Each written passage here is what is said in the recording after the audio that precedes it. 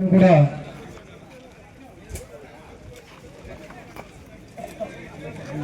రావాల్సిందిగా సకాలంగా ఆహ్వానిస్తున్నాం. పైన వచ్చిందనా అలా ఇక్కడ వచ్చిందనా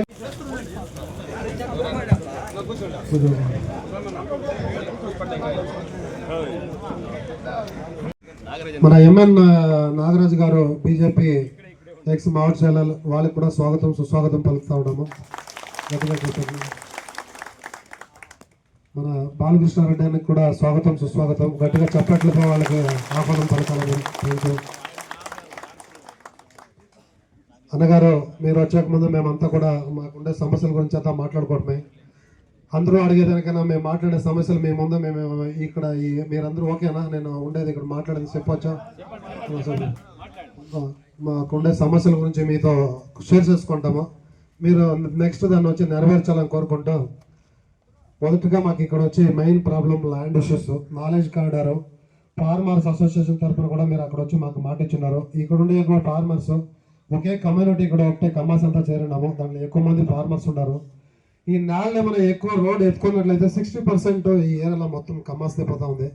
దయచేసి మీరు వచ్చినాక ఆ ప్రాజెక్ట్ని వెనక్కి పంపించాలా. మాకు దయచేసి ఆ ల్యాండ్ ఎత్తుకోకూడదు. ఆ డిమాండ్ ముందర మేము మాట్లాడినాము, మళ్ళీ ఇప్పుడు మేము ముందు పెడతా ఉన్నాము. ఇది ఒకటి ఇట్లా ఉండదు. ఇది కాకుండా ఇప్పుడు ఓసూరులో నేతాజీ రోడ్ అని ఉంది, MG road, Mahatma Gandhi road అని ఉంది, ఇంకా కొన్ని రోడ్లు అంతా ఉన్నాయి. ఒక తెలుగు వాళ్ళకి ఒక మంచి పేరు తీసుకొచ్చిన వ్యక్తి ఎన్టీ రామారావు గారు. ఎన్టీ రామారావు గారి పేరుని మీరు వచ్చినాక ఒక గొప్ప వ్యక్తి ఆయన పేరు ఎక్కడైనా ఒక రోడ్డుకి మీరు పెట్టాలనేది మా ఒక డిమాండ్ ఇక్కడ ఉండేవాళ్ళది. దాన్ని కూడా మేము ఒక దృష్టి తీసుకొస్తున్నాము. అంతేకాకుండా ఇప్పుడు ఇక్కడ ఉండేవాళ్ళు ఇంకా ఇక్కడ ఏదో కొంతమందిని మేము పిలుచున్నాము. ఎక్కువ కమ్మా సంతానం మ్యాక్సిమమ్ ఏఐడిఎంకే బీజేపీ అలయన్స్లో ఎప్పుడో మీతో పాటే మేము ఉన్నాము. మేము అందరూ ఒకటిగా ఉన్నామని కనిపించాలని ఒక సమావేశం మా పెద్దలంతా ముండామ గారు, నంజప్పన్న గారు, వెంకటేశప్పన్న గారు, ఇంకా మా పెద్దలు ఇక్కడ చాలా మంది ఉన్నారు. వాళ్ళంతా కూడాను సమావేశం ఏర్పాటు చేసినారు. దీనిపైన కూడా కొంచెం మమ్మల్ని ఏఐడిఎంకేలో పాలిటిక్స్లో కలుపుకొని అక్కడ ఉండారో లేదని చెప్పలేదు, ఉండారు మీతో పాటు లేదని చెప్పలేదు. కొంచెం మాకు కూడా ఎక్కువ కౌన్సిలర్ సీట్లో, చైర్మన్ సీట్లో, రాబోయే కార్పొరేషన్ ఎలక్షన్లో కార్పొరేషన్ సీట్లో ఇట్లా అందరికీ కూడా మీరు ఇవ్వాలన్నది అందరి కోరిక. ఇది ఉండే అందరి కోరిక కూడా. దయచేసి మీరు దాన్ని చేస్తారు, చేయాలని మా డిమాండ్ మేము ముందు పెడతా ఉన్నాము. ఇంకా ఇక్కడ ఉండే వాళ్ళని ఉద్దేశించి ఫస్ట్ మన నాగరాజు గారు మాట్లాడినే అనేక మీరు మాట్లాడండి ప్లీజ్. అన్న మీరు రెండు మాట్లాడండి ప్లీజ్. Thank you. అందరికీ నమస్కారము. స్టేజ్లో ఉండే వాళ్ళకి, ఒక సముదాయంలో ఇందరూ చేరి ఒకరికి వచ్చి మీరు సపోర్ట్ చేయాలనేది పెద్ద విషయము. ఫస్ట్ మీకు అందరికీ ధన్యవాదాలు. ఎలాంటే ఆయన అట్లా మంచి వ్యక్తి.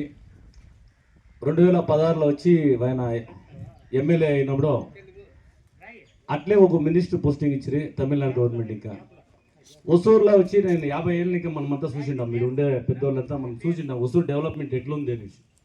అయితే ఆయన 2 ఏళ్ళ ఒసూరు కాన్స్టెన్సీని అంత బాగా డెవలప్ చేశారు. ఇది ఎవరు మర్చేకాయలే అట్లా డెవలప్మెంట్ ఇంకెవరు చేసేకాయలే. చేస్తారేమో తెలియదు. దీనిపైన ఆయప్పే వచ్చి ఏమన్నా తిరగా చేస్తే ఒకటి పోయా. అట్లా డెవలప్మెంట్ వచ్చి నిజంగానే నాకు ఇప్పుడు ఇచ్చేతకు ఒక వారం నిక ఆయన జొత్తులో ట్రావెల్ చేస్తూ ఉన్నాను. ఒక వారం నిక పొద్దున్నే వస్తే రాత్రి గంట ఆయన జొత్తులోనే పోతూ ఉన్నాను. అన్ని జొత్తులో మన విలేజ్లో, ఇది టౌన్లో అన్ని జాగాలను టూర్ చేస్తూ ఉంటాము.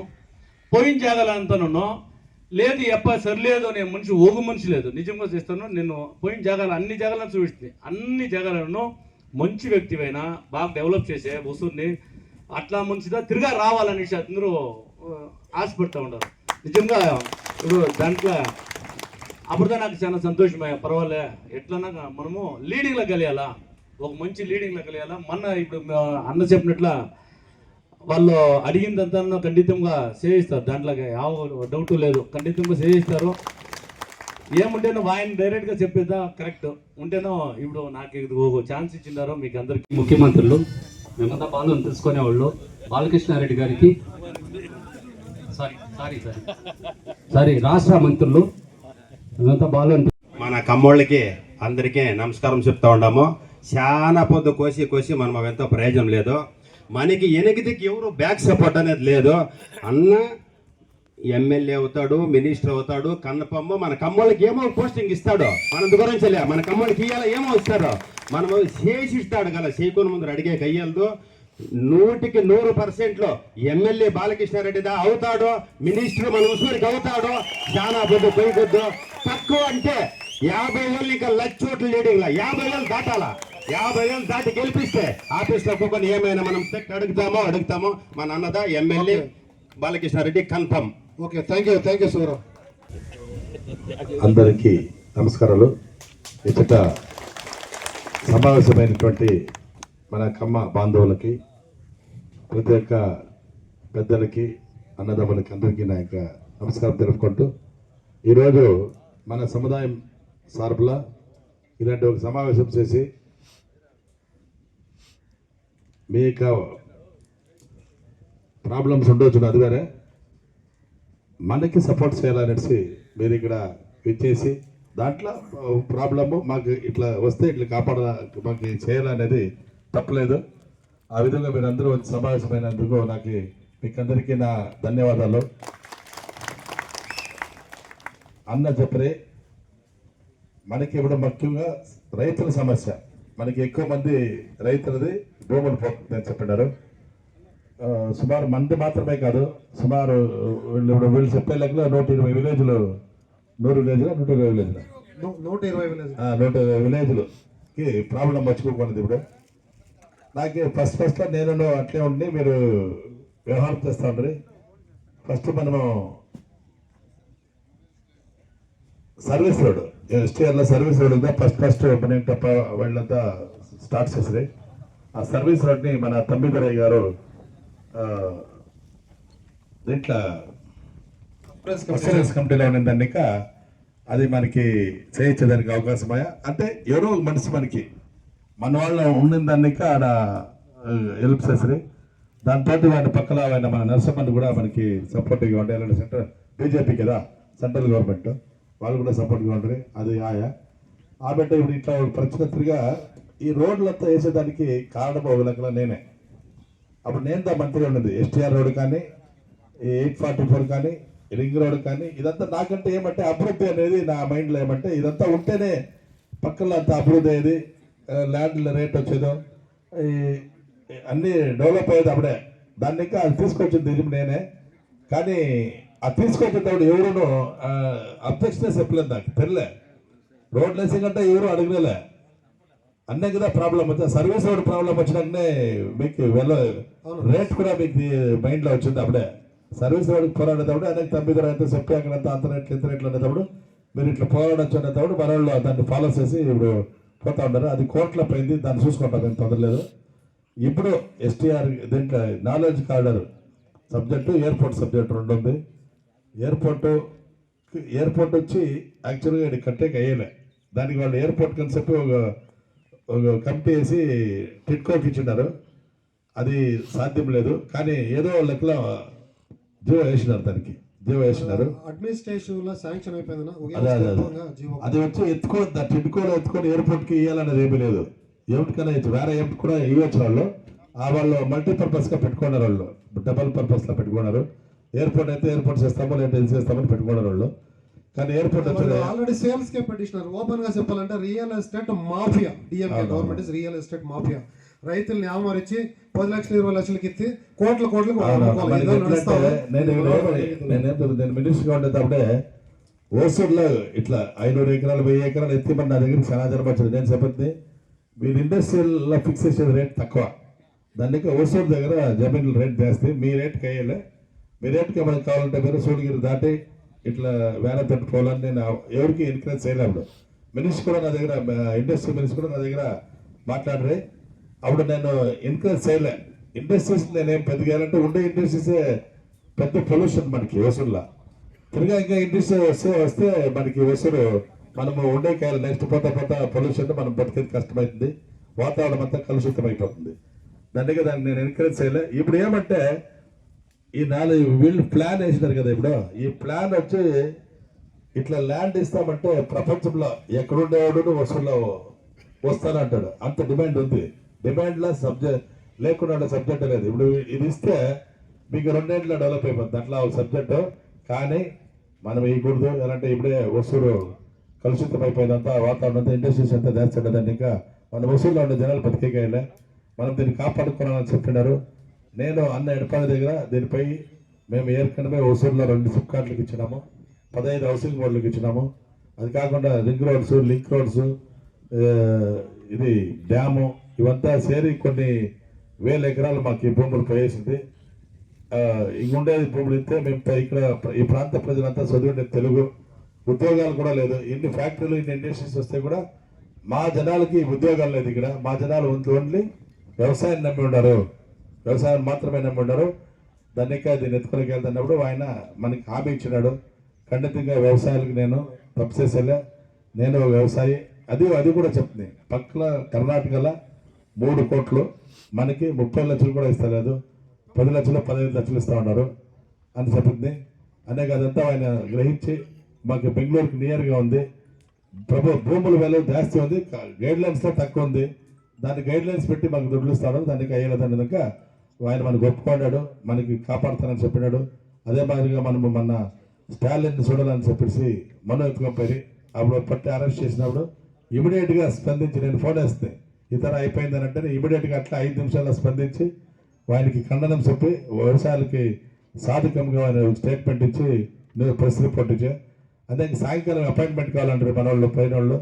సాయంకాలంకి అపాయింట్మెంట్ 5 గంటలకు తీసింది, కానీ వీళ్ళు వచ్చేది లేట్ అయిపోయా. ఆయన కూడా వేరే తప్ప తెలిసి అనేక వచ్చిన వాళ్ళకి ఆ లోపల వాళ్ళు చోటలో వాళ్ళు బంధించిన జాగాకే మన ఎక్స్పీరియన్స్ ఇది కూడా పంపించారు. అదంతా చూస్తే మనకి వాళ్ళు సపోర్టివ్గా ఉంటారు, దాంట్లో డౌట్ లేదు. మన కూడా మీరు మీటింగ్కి వచ్చినప్పుడు కూడా దాన్ని మాట్లాడుతుంది, ఇట్లా వ్యవసాయాలు ఇట్లా అని ఖండితంగా కాపాడుతామో ధైర్యంగా ఇచ్చేయని చెప్పినారు. ఇంకోటి ఏమంటే ఇప్పుడంతా మీరంతా పాపం 8 దినాలు పోరాడతారు, లేదని లేదు. మీరు వచ్చి ఇప్పుడు 10 దినాలు మనకి మీరందరూ సరే హెల్ప్ చేస్తే నేను ఒకటే హెల్ప్ చేస్తాను మీకు. మీరందరూ సరే నాకు హెల్ప్ చేస్తే నేను ఒకటే మీకు హెల్ప్ చేస్తాను, అదంతా సందేహంగా సాయం చేస్తాను. ఏంటంటే అప్పుడు అందరూ పాలనాల్సిన పని లేదు, నాకని ఒక ఇది పట్టం కట్టారు మీరు. నేను దాన్ని ఎత్తుకొని ఆఫీస్ అనే కానీ, గవర్నమెంట్ అనే కానీ, ఇదే కానీ, డిపార్ట్మెంటే కానీ దాన్ని నేను చూసుకుంటాను. అట్లా ఏమైనా ఉంటే ఇద్దరు నాకు హెల్పింగ్గా ఉండండి.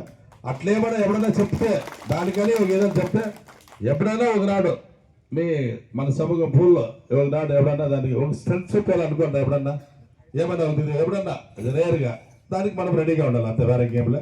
నేను మీకు కాపాడేదంటే 100% సత్యంగా ఇచ్చేస్తాను. మీరేం భయపడదు. మీరు ఇంతమంది మీరు మన సమూహంలో ఎంతోమంది వేరే దీంట్లో అంతా ఉన్నారు. నాకని మీరు వచ్చినాక నేను మీలో ఒకరుగా ఉండి మీ కుటుంబంలో ఒకరుగా ఎలాంటి ఎప్పుడు మీకు తెలిసి ఉంటుంది. మీ అన్ని కుటుంబాలలో తెలుసు, ఏ సంతోష కార్యాలైనా నేను ఉంటాను, కలిసి ఉంటాను. మీ ఇంట్లో దుఃఖ కార్యాలైనట్టు వచ్చింటాను, నేను ఇంకాను ఉంటాను. ఇప్పుడు మీరు ఇంతమంది షేర్ చేసేదాన్ని నేను ఆ రుణాన్ని నేను తీర్చుకుంటాను. అంటే ఆ రుణం నాకు ఇదైంది, ఆ రుణాన్ని తీర్చుకుంటాను అనేది మీకు అందరికీ తెలియజేసుకుంటూ ఒకే నిమిషం ఇంకో పాయింట్ చూపిస్తాను. మీరు చెప్తారు మాకు ఫార్మర్స్కి ఇంకో పెద్ద ఇష్యూ ఏమైందంటే, మేము అక్కడక్కడ మీటింగ్లు పెట్టినప్పుడు హుసూరులో మ్యాక్సిమం అన్ని పోలీస్ స్టేషన్లను ఫార్మర్స్ పైన కంప్లైంట్లు బుక్ అయింది. దాంట్లో నేను A1 ముద్దాయి.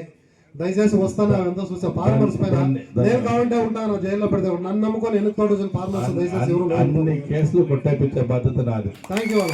అన్ని కేసులు కొట్టేపించే బాధ్యత.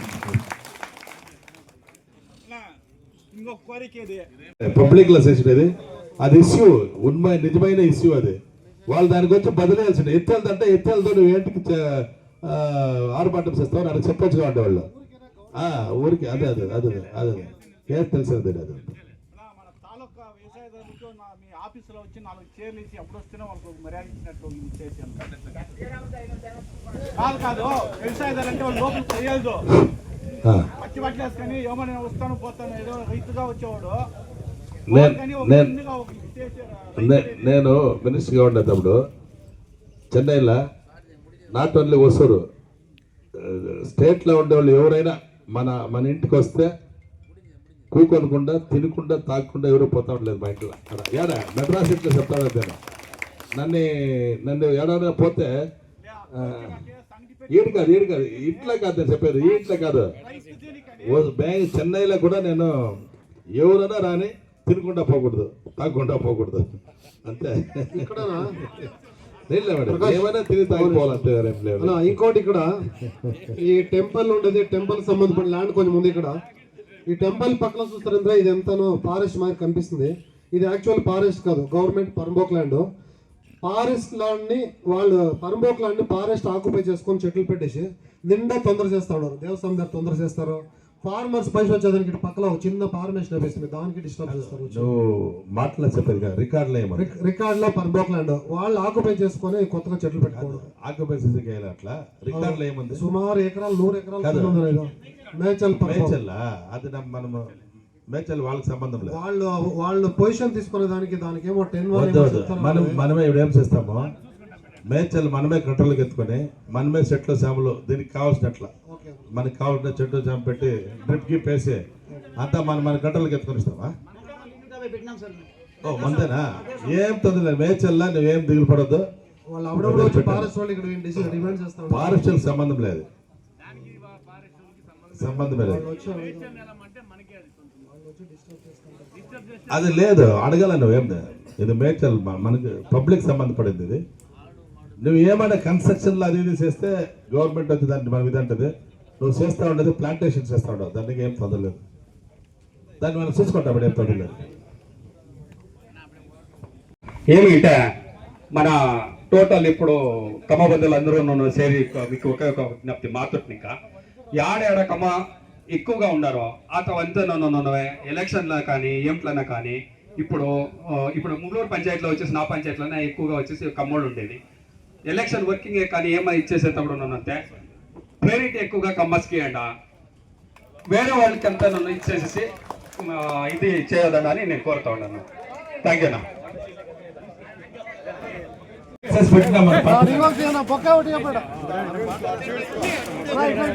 కొంచెం ఇట్లా తిరుక్కోరా, ఇట్లా ఫోటో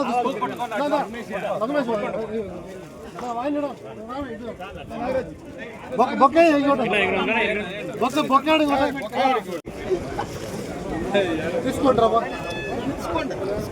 ఓకేనా?